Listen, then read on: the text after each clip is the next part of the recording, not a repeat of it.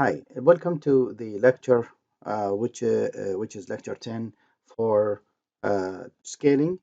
And scaling basically, um, scaling means making the design smaller, making the design smaller uh, by uh, shrinking shrinking features, transistor features and wires. So we will shrink the transistors and wires. So in terms of scaling, let me just redo that, shrinking. Okay. So in terms of scaling, we will talk about scaling of transistors and scaling of wires, because most of the design consists of these two.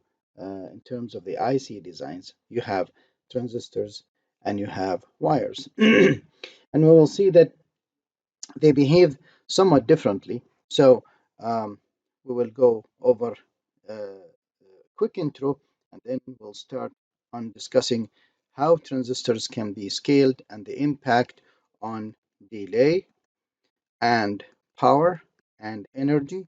And similarly, for wires, we will look at making designs smaller and the impact on wires and um,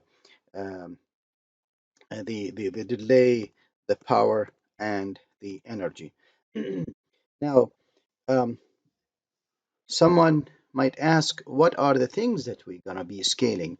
For, for transistors, we will be scaling two things: physical dimensions, okay? Physical dimension of the transistor. That include the width, the length, the thickness of the oxide, and we can do with or without the VDD and VT scaling. We call it power scaling.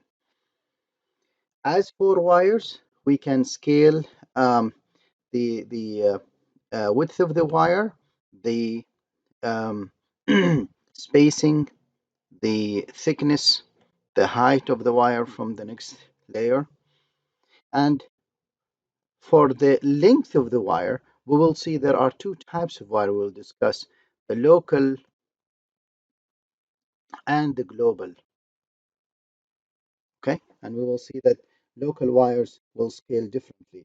So these are the things that we will scale for a wire, and we're going to observe the impact on delay, power, and energy. Okay, all right. So this is in general what's our lecture. And so let's go back to the to the lecture. So we're going to be talking about scaling of transistors and interconnects, which is wires. Talk a little bit about the economics at the end of the lecture. Okay. Now, Moore's law says that we can pack, or we can double number of transistors in IC every 18 months. Okay, every 1.5 years. So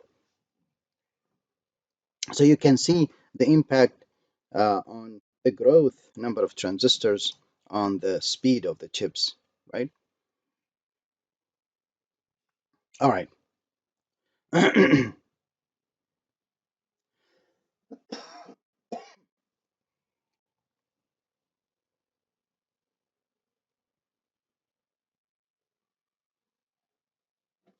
Okay, so why make transistors?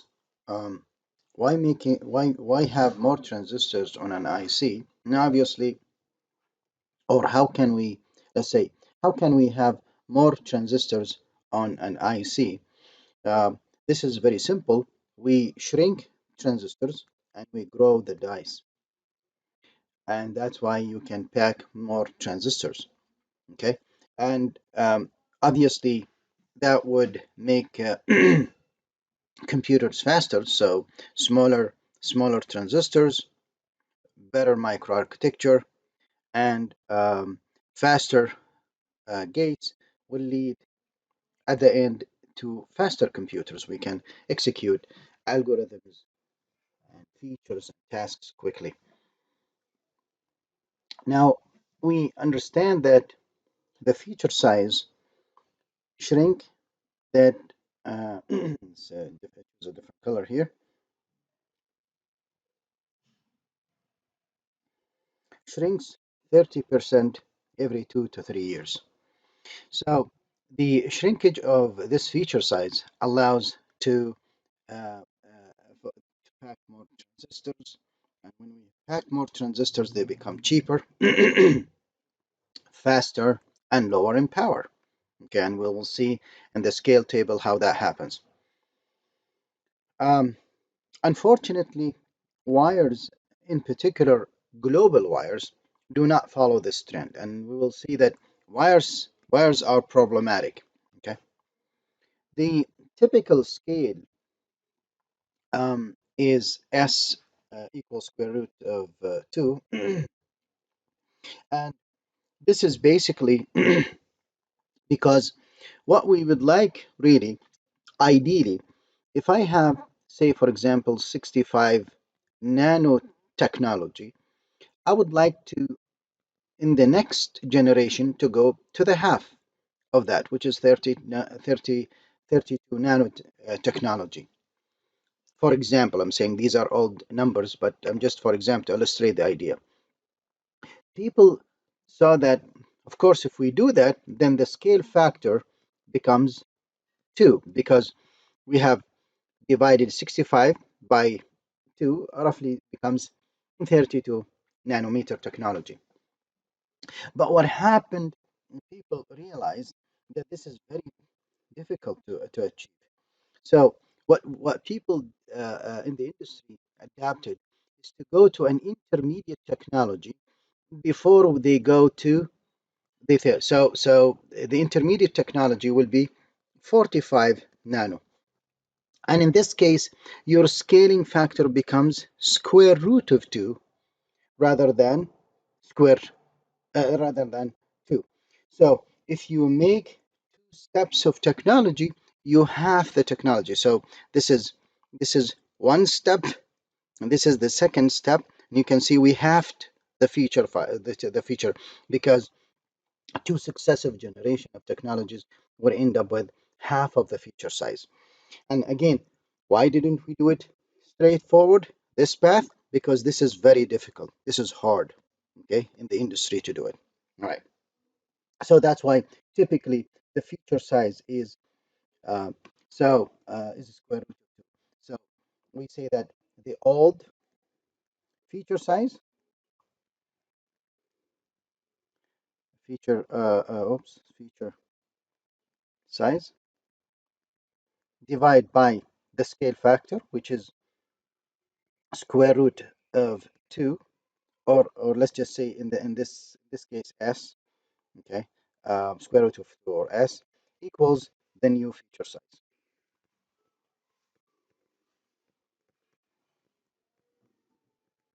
And I would like to also refer to this always as this one. Let's say always it's s, because it can be square root of 2 or any other number in the exam and assignment problems. Okay, all right. Here is example, and the example says that if current chip technology pack up to Y transistors in a single chip, according to Moore's law, what's the expected number of transistor per chip after 6 years? So after 6 years, we know every 1.5 year, what happened? I double. Okay, so Y becomes 2Y.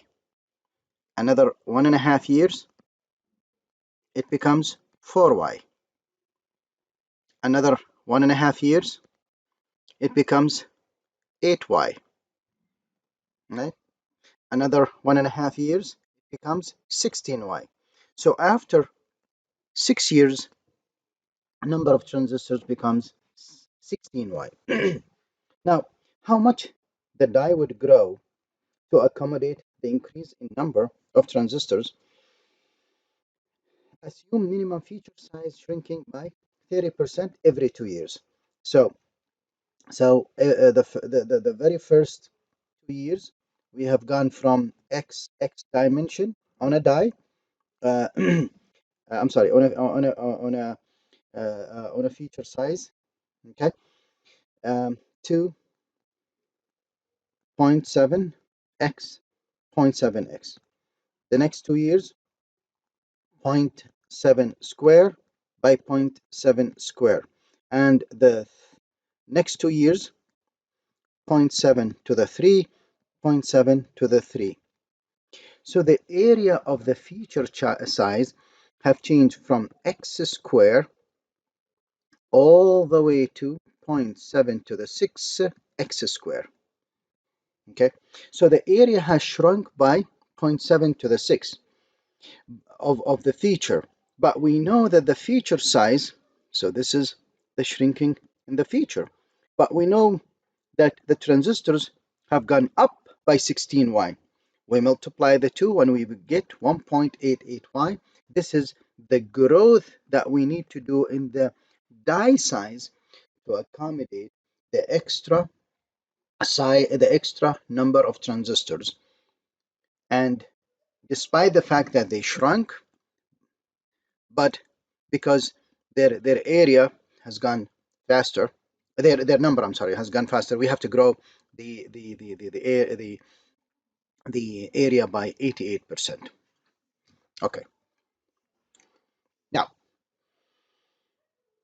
in terms of scaling of transistors, let's talk about scaling of transistors. Okay. So here's probably we need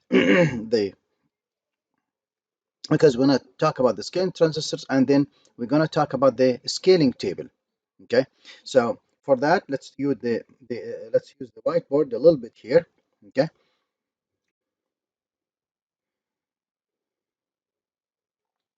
Okay. In terms of scaling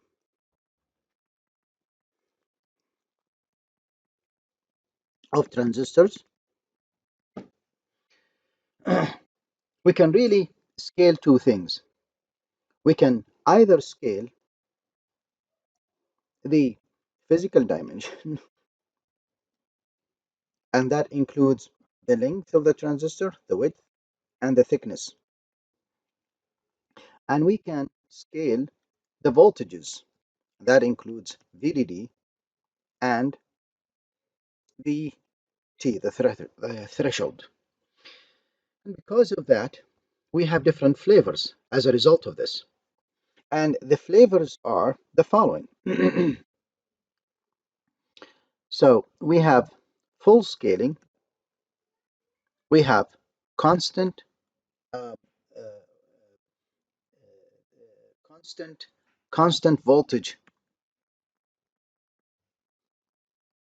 scaling, and we have, which is lateral scaling.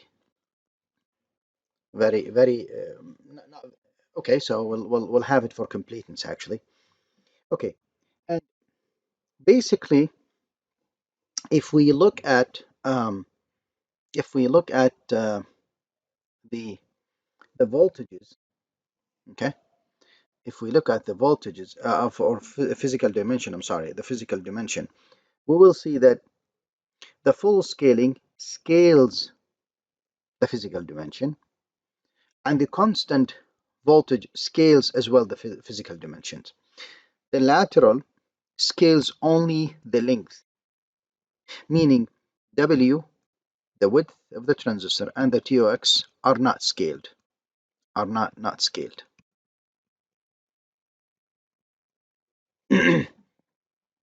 Okay, so that's there. And in terms of voltages, we will see that the full scaling scales voltages. Constant voltage, as the name indicates, it does not scale them, stays as the same. So the scaling factor is 1, they are the same. And the lateral voltage does not scale voltages as well. The lateral scaling does not scale voltages. Now, you can see now um, by this simple diagram, by this simple classification, why the full scaling is referred to as full, because it scales both the physical dimension and the voltages. And constant voltage, it scales the physical dimension but does not scale the voltages. So why constant voltage? It turned out in the industry it is harder to scale the voltages, to move the industry.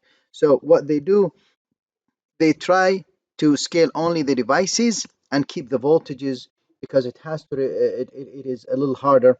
So they do a quick scaling using constant voltages. Okay, so if we look at the electrical field, we will see that the constant voltage reduces the electrical field on the device, which is something good. And uh, uh, I'm sorry, the full, whoops, sorry, the full scaling, does not change the electrical field, but the constant volt increases the electrical field, and so does the lateral. And we'll see this is going to be problematic for us. Um, and we'll see that typically power and the power increases in the constant voltage scaling and the lateral scaling. So that's the power, as we will see in the tables. Okay, so while this is easy achieved, it suffers from the power and current issues. All right, so this is quickly, but we'll see more details in the scaling table. Okay, so in the scaling tables, what we will see, we will in the scaling tables, what we will see is that we will see something like that length the length scales by 1 over s. So basically, uh, what that means is that if we assume that the new technology has a length of L dash, so L dash equals the old L multiplied by 1 over S. Of course, here typically S is greater than 1, and we say that S typically equals square root of 2. We can change that in the assignment and the exam, but these are the typical values. So you can see that the new L will be smaller. Okay, so that's the purpose of going to new technology. You have smaller feature size. Similarly, the width of the new technology will be the width of the old technology times 1 over s. Similarly, the length, the TOX of the new technology will be the same as the old technology multiplied by 1 over s. This is how we express the scaling in the scaling table, so you are familiar with the notation. And then in the scaling table, what it does is it talks about okay, similarly, by the way, the VDD of a new technology, um, there will be equal 1 over S, the old technology, okay? And you will see in the table, what it does is it shows you that, and let's talk about VT equals 1 over S, the old technology. So let's go back to the tables here, and we can see here what we talked about. So he refers here to the parameters of the new technology. Okay, what happens to them? Okay, under the full scaling, the Dinard is the full scaling, by the way. This is the full scaling. I like to use the word full scaling. What happens to L? under the full scaling, it will be multiplied by 1 over S. What happens to W? It will be multiplied by 1 over S. What happens to TOX? 1 over X. What happens to VDD? 1 over S. And we know that S is greater than 1. Okay, so S typically equals to square root of 2, which is around 1.4. Okay, and what happened to VT? 1 over S. Now, under the constant voltage, we scale the physical dimension. We leave voltages without scaling. So 1 indicates no scaling. Lateral, we just scale the L and everything else stays the same. Now, let's talk about these now. Okay, all right, so let's talk about these now. So in the tables, what they do, they start saying, okay, so what happened with the other parameters? So say, for example,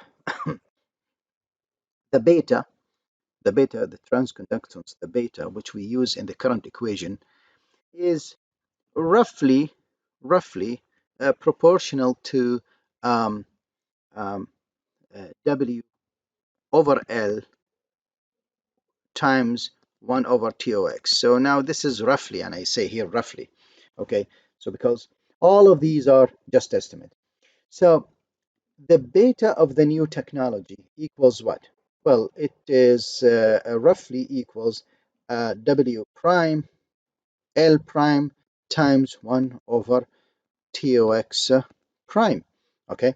And I know that the W prime from here, okay, I can use these substitutes now, and I can use this one, this one here, okay, and I can use this one here, and all these numbers I can plug them in this equation, and I can see this 1 over S times W times I'm sorry, 1 over S times L times 1 over S times TOX. And you can see here how I can now cancel out 1 over S with 1 over S, and I end up with W over L, W over L times TOX, okay, times S. So let's say roughly now here. We are saying these are roughly. And this is roughly equals what? This is roughly equal the old beta times S. Okay, so the new beta relates to the old beta times S. And you can go back to the table and you see how this is expressed. The new technology of beta is equal the old times S. Okay, so this is what beta equals. Beta equals roughly this quantity. We scale them and we get this number. Similarly, you can see IDS. IDS equals roughly what? Beta over times VDD. This is the almost the saturation region equation without dividing by 2, obviously. Okay, so let's go back to our whiteboard here, and we say that, okay, let's say that okay, so the current equation IDS equals roughly beta times VDD minus VT square, okay, um, and then we can say that the current equation of the a new technology equals beta of the new technology, VDD of the new technology, minus VT of the new technology. If we are assuming full scaling, where we scale everything, so then we know that beta, the new beta, we just calculated this is scaled by S for the old data, and we know that the new voltage equals 1 over S, okay, this is square by the way, 1 over S, the old VDD, and VT equals 1 over S, the old VT. Then let's substitute everyone here. So IDS prime equals S times beta times 1 over S VDD square minus VT square, and this is equals to, if you simplify everything, roughly equals to 1 over S beta VDD minus VT square. Oops, oh, did I say this square should be here, square. And this is roughly equals 1 over S times IDS. Okay, so you can see now that the new current equals 1 over S IDS, and that's what is illustrated in the table. You can see here that the IDS of the new technology equals 1 over S the uh, the old technology. Notice it is different for what? For the voltage constant. Why? Because VDDs did not scale, and VDD and VT did not scale. Okay, so the new technology scales the current by a factor of 1 OS, and scales for in full scaling, and scales the current by a factor of S, so increases the current. And that's why the voltage, the constant voltage, has a problem with current and power. Notice that the current reduces, but this one goes up. Well, somebody might say, well, current goes up, that's good for delay. Well, yeah, we like to have current to increase, but sometimes if you increase it, when we are shrinking physical dimension, you will end up with some density, power and current density issues. Later on we'll see that those will increase and might impact the device itself. You might impact the device itself when the current and power densities increase beyond certain limit. Okay, how about resistance of the transistor? Okay, so for the resistance of the transistor, it is roughly, okay, and the capacitance of the gate, it is roughly proportional to this quantity. So let's go back to our whiteboard and here say, okay, so okay, so for example here we say that the roughly the resistance of, oops, okay, so the resistance of a transistor roughly proportional to VDD over IDS, whoops, sorry, over IDS.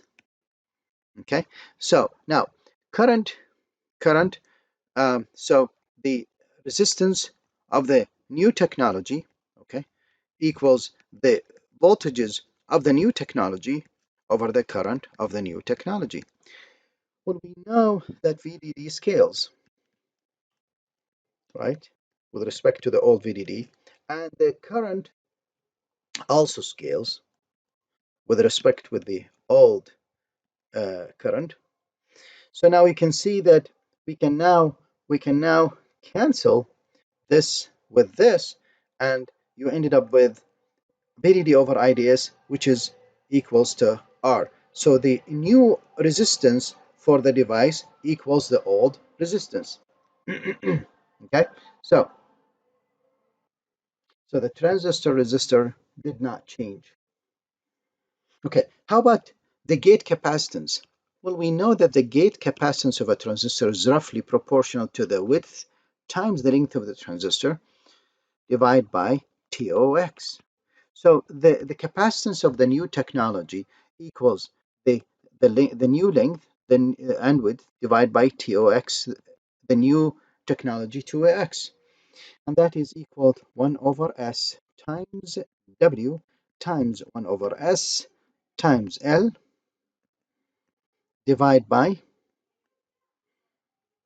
1 over S times TOX.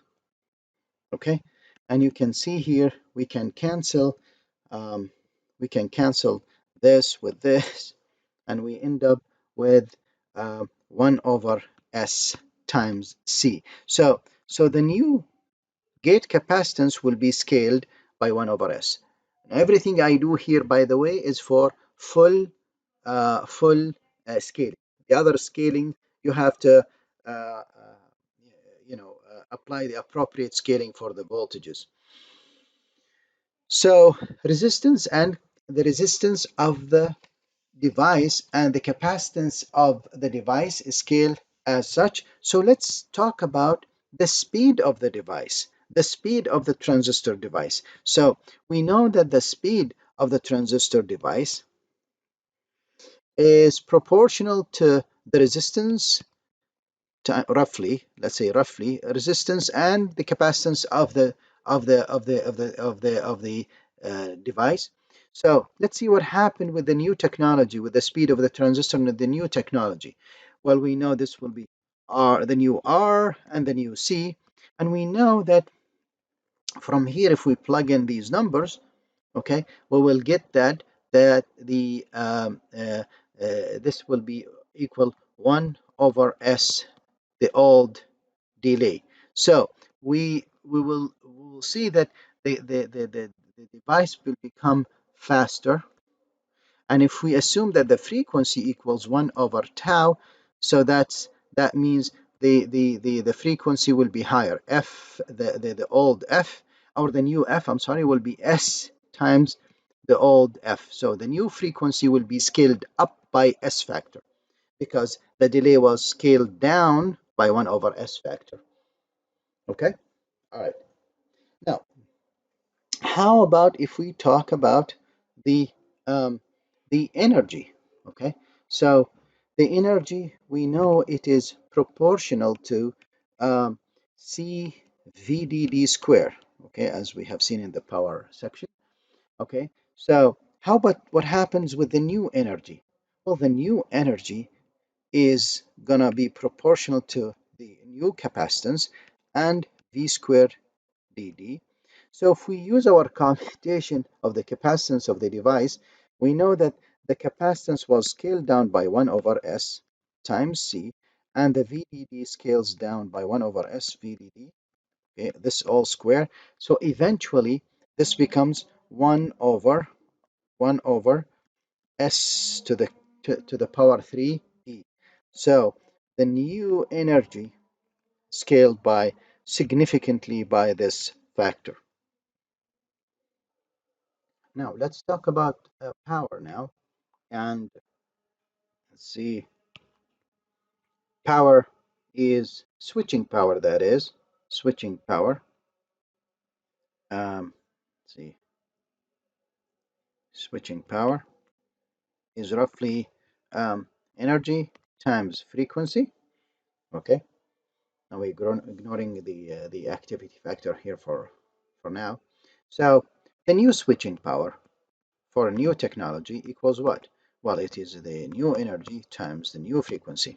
And we know that the new energy is 1 over S to power 3 of the old energy times the new frequency scaled by S, and that means that the power is scaled by 1 over S square uh, for the new technology, which is a big win, by the way, for the full scaling. Um, area, if we have area, it is proportional with L times W over the transistor. So the new area will be proportional with the L prime W prime, which is 1 over S square, the old area. Okay, so we need the area for multiple reasons. One of them is to compute power density. So all these factors we talked about um, are are present in this table, right? And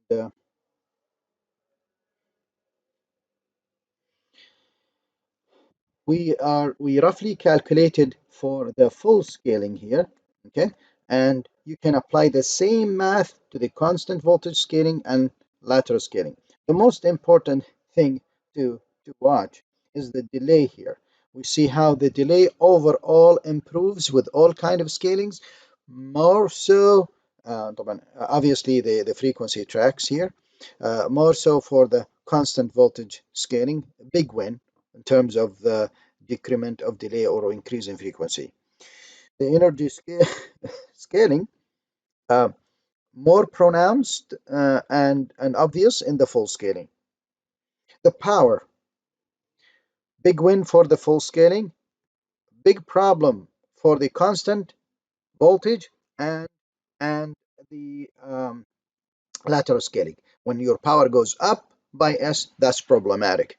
In terms of power density, look at power density here. Power density and um, current density.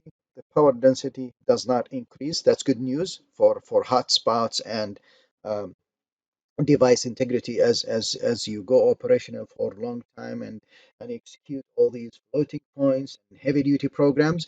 Your device power density does not change. Look at the constant voltage scaling, very big problem in terms of power density and area density. When power density and area density increases, you are really talking about the device here. Is it going to be operational? Do we going to have faults? Do we have hotspots? Do we have so we have to start thinking about cooling the device, some methods which increases the price of the device. Okay, so these are the device scaling factors that we will use in solving problems. You might want to have some of those numbers in these tables in your sheet in the exam, which will allow to have it. We don't expect you to derive all these equations in the exam, so be careful. Uh, as you can see, the most important factors: energy, um, and and and delay. And you can probably work your way around and derive the other ones quickly. Power as well is important. Okay, so here's a question here that we will look at very quickly. A microchip manufacturer a 65 nanotechnology, and it has a power of one. It has a power supply VDD of 1.5. This is the frequency of this chip, and this is the power of this chip. So he's what's the expected speed? So he needs the new frequency and the new power of the chip. Okay. Um, it's manufactured at 45 nano with constant voltage. So if I look at the table, I need this column here. I have a copy of the table that we have the previous slide. We need the constant to look at the constant voltage. Well, first of all, I need to determine the scaling. What was the scaling that he's talked about? We moved from 65 to 45 technology. If you divide the two, we get the scaling S. Okay, that comes to 1.4, which is roughly the square root of 2. Okay, so the speed for the new technology, the f dash here equals s square times the speed of the old technology, which is s squared gives us 2 times 1 gigahertz, that's 2 gigahertz. If we have need the power, the switching power of the new technology, okay, it will be s scaled by the old technology, and s is 1.4, okay, and this is 1 watt. That gives at the end 1.4 watt. Now, obviously, I've used this scaling table to solve, all right, or let's say map the power, frequency, delay of old technology to the new technology. Okay, so with so we'll stop here and continue this lecture with the second part. Thank you very much.